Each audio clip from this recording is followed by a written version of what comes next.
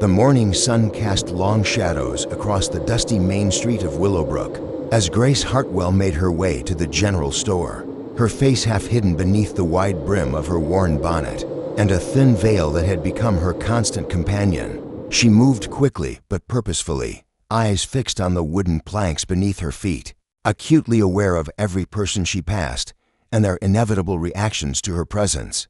The fire had happened 3 years ago, but Grace could still feel the phantom heat of the flames that had scarred the right side of her face and neck. The blaze that destroyed the schoolhouse where she taught had also destroyed the life she had known. Not just her appearance, but her place in society, her prospects for marriage, her very sense of self-worth. "Morning, Miss Hartwell," called out Mrs. Peterson from across the street, her voice carrying the careful politeness reserved for those society pitied, but preferred to avoid. Grace nodded politely, but didn't lift her head, knowing that even Mrs. Peterson's kind greeting came with the inevitable flutter of discomfort. When people saw the twisted red skin that covered half her face, she had grown accustomed to the quick glances followed by equally quick averting of eyes, the whispered conversations that stopped when she entered a room, the children who stared until their mothers pulled them away. At 28, Grace had resigned herself to a life of solitude. The man she had been engaged to marry, William Crawford, had broken their engagement within a month of the fire, claiming he couldn't bear to see her suffer, but really unable to bear being seen with a woman whose appearance now drew stares and whispers. Her teaching position had been quietly terminated, under the pretense that her injuries prevented her from fulfilling her duties, though Grace suspected the real reason was that parents didn't want their children frightened by her appearance.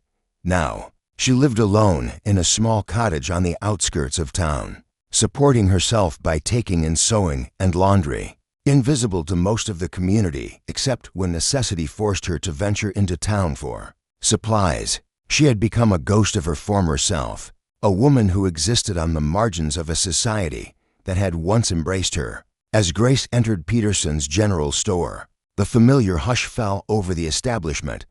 The 3 customers who had been chatting with Henry Peterson suddenly found urgent business elsewhere in the store, and Peterson himself offered his usual awkward smile that never quite reached his eyes. "Miss Hartwell," Peterson said with forced cheer, "what can I get for you today?" "Just flour, salt and thread, please," Grace replied quietly, her voice barely above a whisper. She had learned to speak softly, to take up as little space as possible, to minimize her presence in any situation. That as Peterson gathered her supplies, Grace became aware of a new presence in the store, a tall man in working clothes who had entered while she was speaking.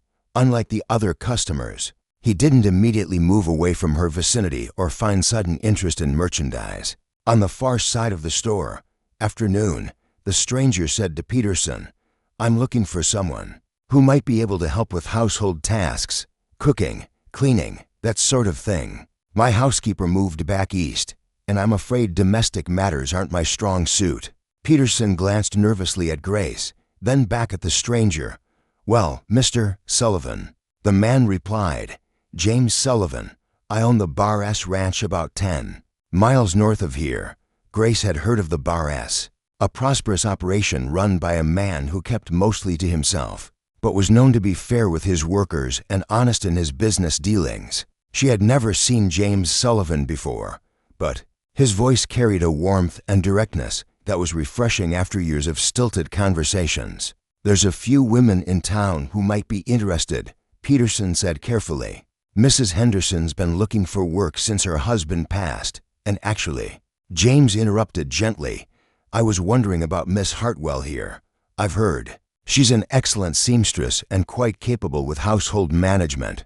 Grace's head snapped up in surprise, forgetting for a moment to keep her scarred face hidden.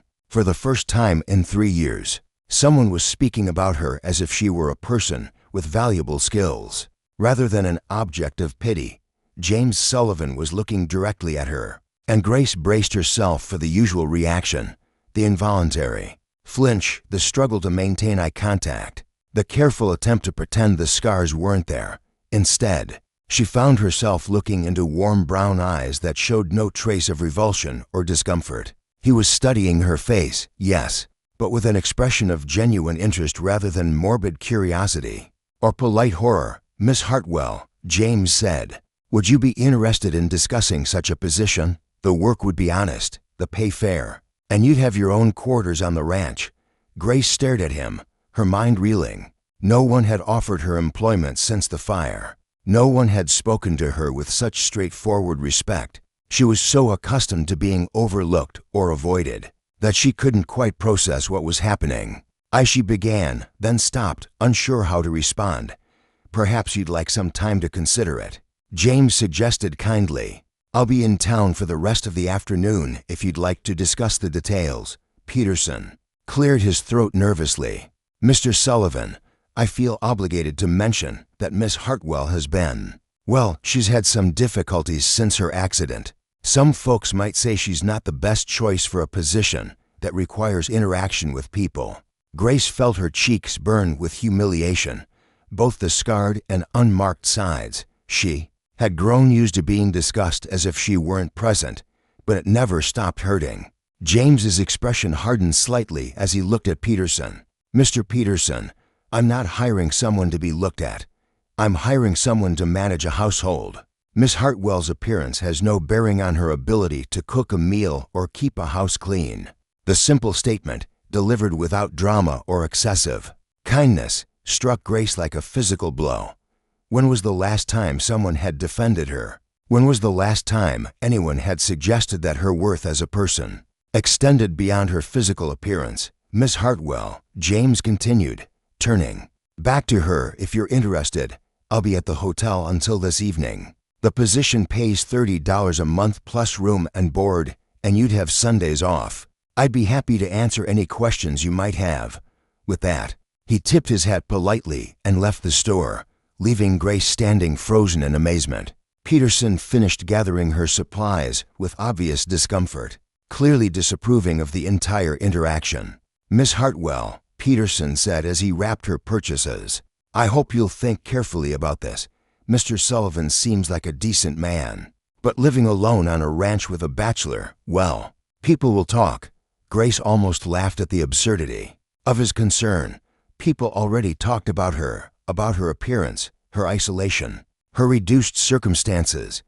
The idea that anyone would gossip about her virtue was almost amusing, given that most people seemed to forget she was a woman at all rather than simply a cautionary tale about the fragility of beauty. "Thank you for your concern, Mr. Peterson," Grace said quietly, gathering her packages. "I'll consider Mr. Sullivan's offer carefully." As she walked home, Grace's mind churned with possibilities and fears. The offer was tempting, not just for the financial security it would provide, but for the chance to be useful again, to have a purpose beyond simply existing on the edges of society. But could she trust James Sullivan's apparent indifference to her scars? Was it genuine acceptance, or merely politeness that would wear thin once he had to look at her every day? That evening, Grace stood before her small mirror, studying the damage the fire had wrought. The scars ran from her right temple down to her collarbone, twisting the skin into patterns that would never fade. Her right eye had been spared, but the surrounding tissue was tight and discolored. She had learned to arrange her hair to partially cover the worst of it, but there was no hiding the fact that she was no longer the woman she had once been. For 3 years, she had accepted that this face meant a life of solitude.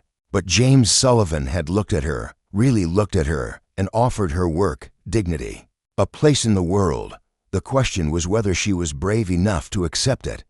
The next morning, Grace made her decision. She dressed in her best dress, arranged her hair as neatly as possible, and walked to the hotel with her head held higher than it had been in years. James Sullivan was sitting in the hotel's small dining room, reading a newspaper over coffee, when he saw Grace approach. He stood politely and gestured to the chair across from him.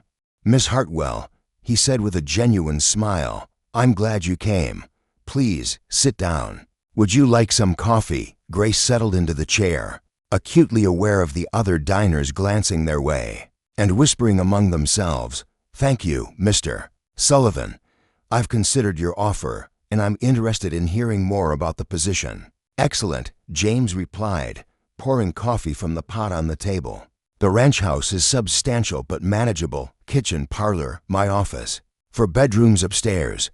I have 3 hands who live in the bunkhouse and take their meals there. So you'd primarily be managing meals for yourself and me, along with general housekeeping. Grace nodded, trying to focus on the practical details rather than the surreal fact that someone was offering her normal employment and my quarters. There's a comfortable room on the ground floor that was originally designed as a housekeeper's suite. It has its own entrance if you prefer privacy, and it's fully furnished. You'd have complete independence in managing the household as you see fit. Mr. Sullivan, Grace said carefully, I must ask, are you certain about this, my appearance? It makes some people uncomfortable. I wouldn't want to create difficulties for you with neighbors or business associates.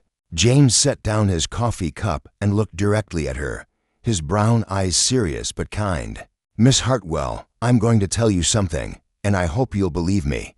When I look at you, I see a woman who has survived something terrible and maintained her dignity and grace despite circumstances that would have broken a lesser person. I see intelligence in your eyes, strength in the way you carry yourself, and kindness in the way you speak. Your scars tell a story of survival, not of something to be ashamed of. Grace felt tears spring to her eyes at his words. No one had spoken to her with such genuine respect since before the fire. You really mean that? I do, James said simply. Beauty fades, Miss Hartwell, but character endures.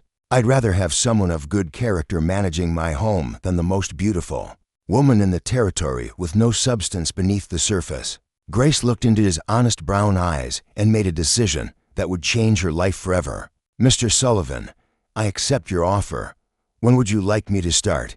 James smiled, and Grace realized it was the first truly warm smile anyone had directed at her in 3 years. How about next Monday? That will give you time to settle your affairs in town. As they shook hands to seal their agreement, Grace felt something she had thought was lost forever, hope. For the first time since the fire, someone had looked at her and seen not a victim or an object of pity, but simply a woman worthy of respect and employment. She had no idea that James Sullivan would prove to see so much more than that, or that his willingness to look past her scars would eventually help her learn to see past them herself. The Bar S Ranch sprawled across a valley that seemed to exist in a different world. From the whispered conversations and averted gazes of Willowbrook, as James drove Grace up the winding road to the main house in his wagon, she found herself breathing more freely than she had in months. Here, surrounded by rolling pastures and distant mountains, her scars seemed less important than they did in town, where every face was familiar and every glance felt like judgment. The ranch house was larger than Grace had expected, built of local stone and timber with a wide veranda that caught the afternoon breeze. It spoke of prosperity earned through hard work rather than inherited privilege, and Grace could see the care that had gone into its construction and maintenance. It's beautiful, Grace said softly as James helped her down from the wagon. For a moment, she forgot to be self-conscious about which side of her face was turned toward him. Thank you, James replied, carrying her few belongings toward the house. I built most of it myself over the past 5 years. It's been lonely since Mrs. Patterson left, but I think it'll feel like a home again with you here. The housekeeper's quarters were everything James had promised, spacious, comfortable, and completely private. The room had its own fireplace, a large window that looked out over the vegetable garden, and furnishings that were simple but well made. Most importantly, it felt safe in a way Grace's cottage in town never had. Isolated from the curious stares and whispered conversations that had become the soundtrack of her existence. Over the following days, Grace settled into a routine that felt almost normal. She rose early to prepare James's breakfast, spent her mornings cleaning and organizing the house, her afternoons tending the garden and preparing dinner, and her evenings reading books from James's extensive library or working on her sewing. By the fire, James kept his word about treating her with respect and normalcy. He thanked her for meals, complimented her cooking, and engaged her in conversation about everything from the weather to the books they both enjoyed. Most remarkably, he never seemed to notice her scars at all, not in the way of someone deliberately avoiding looking at them, but in the way of someone for whom they simply weren't relevant to their interactions. "Grace," he said one evening, as she served his dinner, "I've been thinking about expanding the vegetable garden next spring. You seem to have a real talent for growing things. Would you be interested in planning a larger plot?"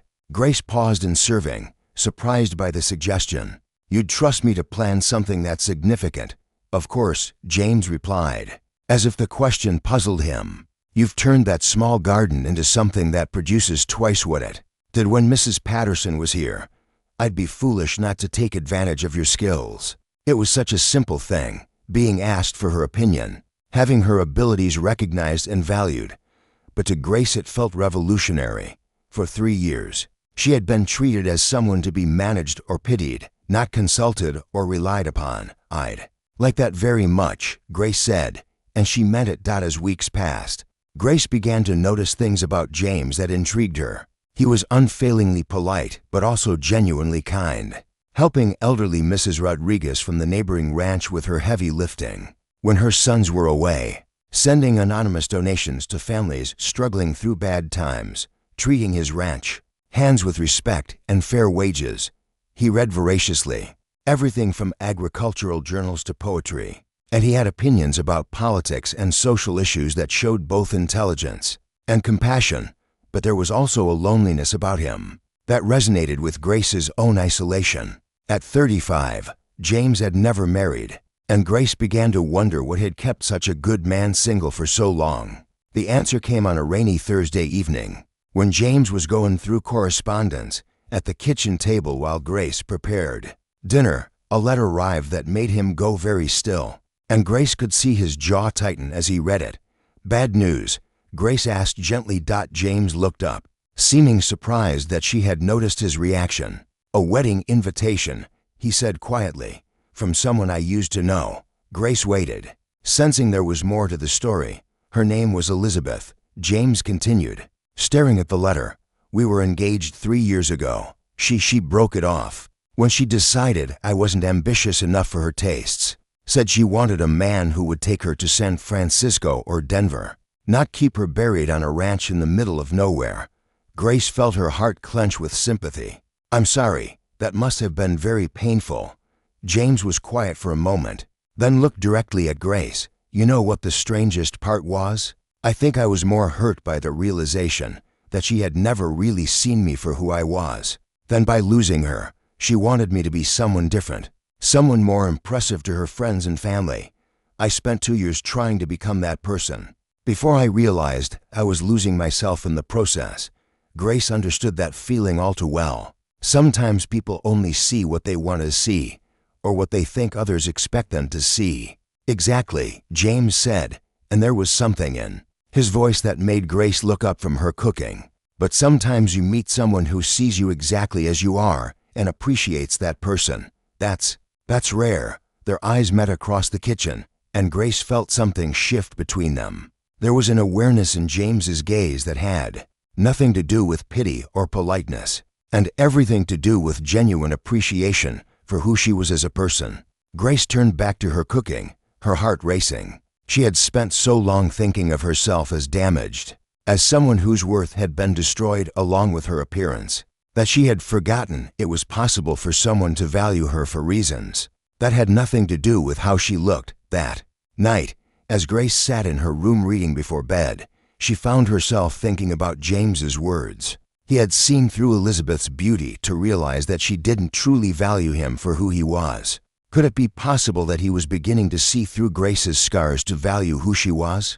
The thought was both thrilling and terrifying. Grace had convinced herself that she was finished with romance, that no man would ever look at her with anything approaching desire or love. But James's kindness, his respect, his obvious enjoyment of her company suggested that perhaps she had been wrong about what mattered to people of genuine character. The turning point came 2 weeks later, during the first real social event Grace had attended since the fire. James needed to attend a community barn raising for a neighbor whose barn had been destroyed in a storm, and he asked Grace to come along to help with the food preparation. "I don't think that's a good idea," Grace said immediately, her old fears rising up. "People will stare. and it will make everyone uncomfortable." James looked at her with surprise. "Grace, you're part of this community whether you hide in your cottage or not. You have as much right to be there as anyone else. But my appearance, what about it?" James interrupted gently. "You're a woman who survived a terrible accident with grace and dignity. Anyone who can't see past your scars to appreciate your character isn't worth your concern." Grace stared at him, amazed by his matter-of-fact confidence in her worth. "You really believe that?" "I do," James said firmly. "And I think it's time you started believing it too." The barn raising was as difficult as Grace had feared it would be. She felt the stares, heard the whispered conversations, saw the way mothers pulled their children closer when she passed. But she also noticed something else. James never left her side, never seemed embarrassed by her presence, never acted as if he wished he had come alone. When Mrs. Crawford, William's mother, made a point of loudly discussing how sad it was when people couldn't accept their circumstances gracefully, James stepped forward with a calm that was somehow more intimidating than anger would have been. "Mrs. Crawford," James said politely, "I think you may have misunderstood something. Grace isn't here out of inability to accept her circumstances. She's here because she's a valued member of this community who deserves to be treated with the same respect as everyone else." The pointed rebuke, delivered with perfect courtesy, silenced Mrs. Crawford and drew approving nods from several other neighbors. Grace felt tears prick her eyes at James's public defense of her dignity. But it was what happened at the end of the day that truly changed everything between them. As they drove home in comfortable silence, Grace finally found the courage to voice the question that had been burning in her mind for weeks. "James," she said quietly, "why did you hire me? Really, there were other women available. Women without complications." James was quiet for so long that Grace thought he might not answer. When he finally spoke, his voice was soft but certain.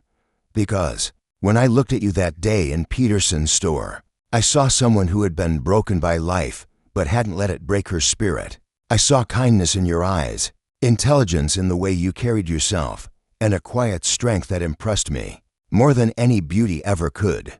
Grace felt her breath catch. "You saw all that in one glance?" James pulled the wagon to a stop and turned to face her fully. "Grace, I want to tell you something, and I hope it won't make you uncomfortable, but these past weeks having you in my home, sharing meals with you, talking with you in the evenings, it's been the happiest I've been in years. Not because you're convenient or useful, but because you're you."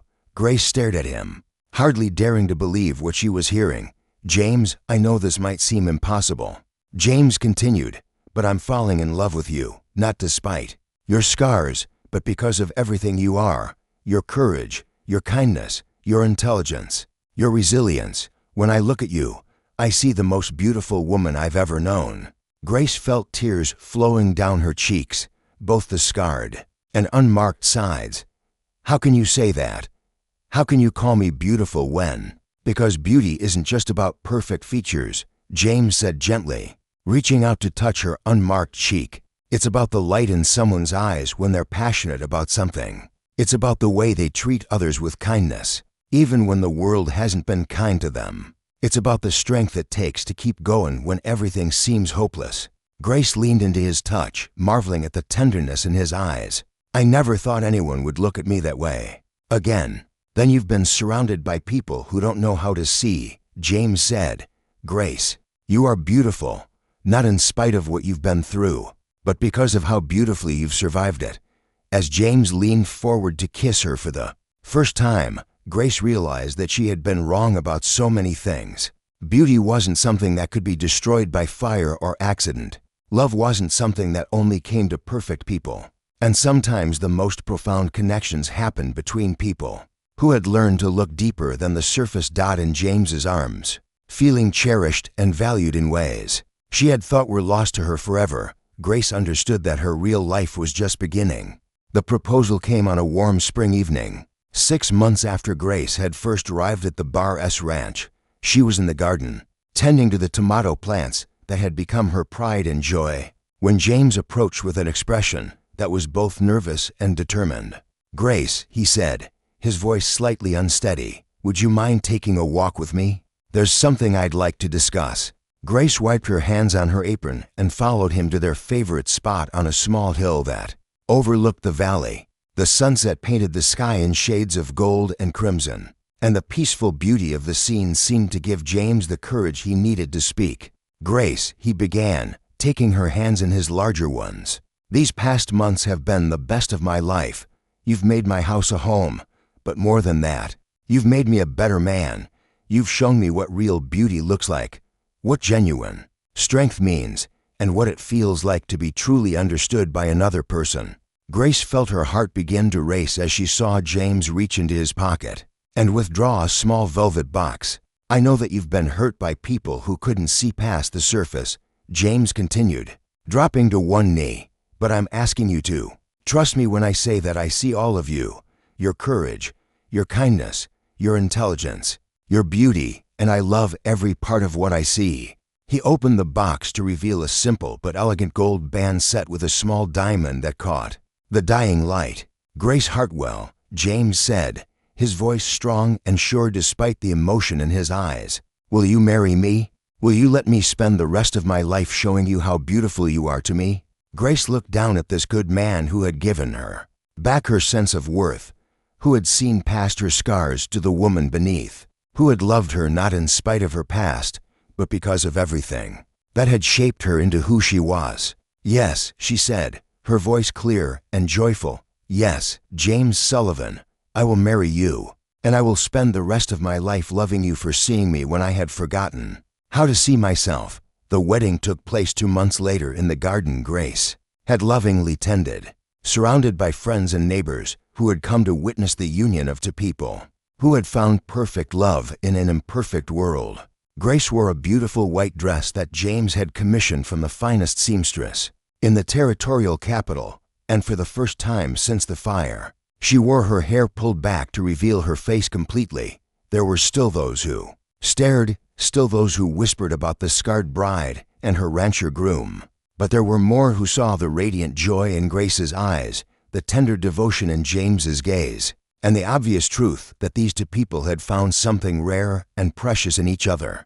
"Do you, James Sullivan, take Grace Hartwell to be your lawfully wedded wife, to love and to cherish, in sickness and in health, for better or worse, as long as you both shall live?" "I do," James said firmly, his eyes never leaving Grace's face.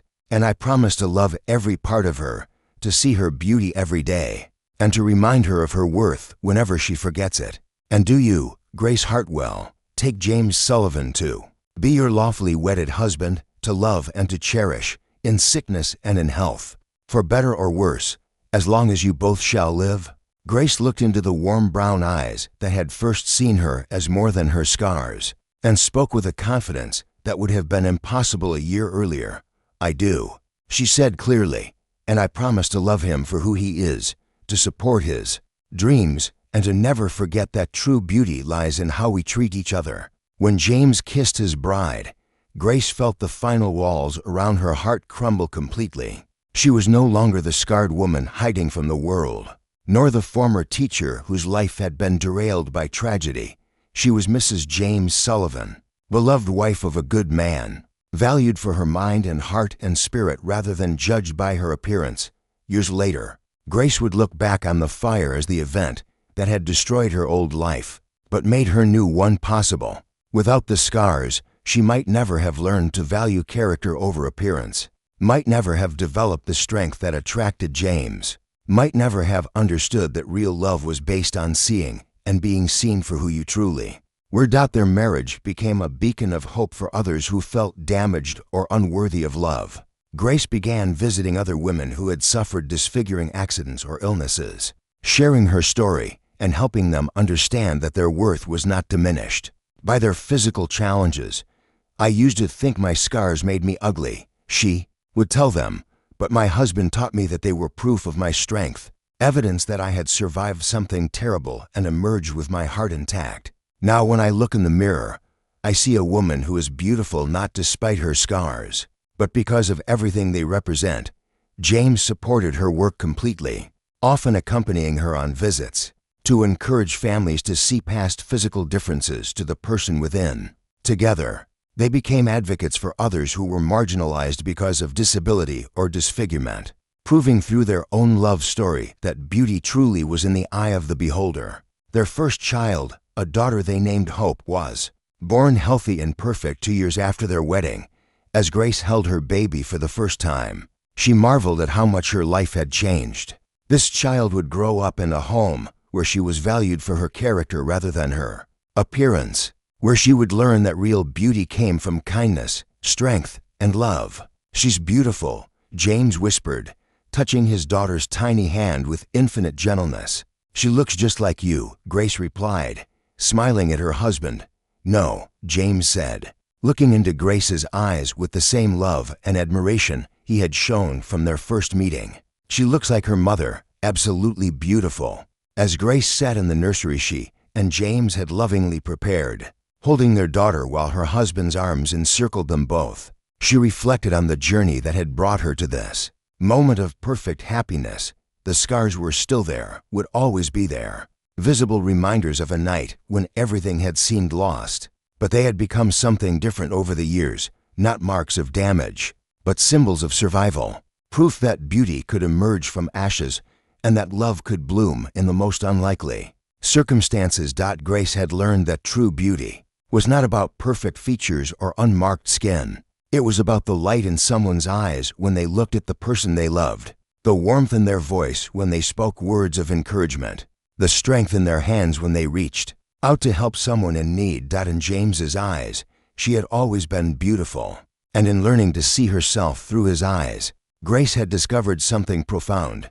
Beauty was not something you possessed, but something you became through how you chose to live your life.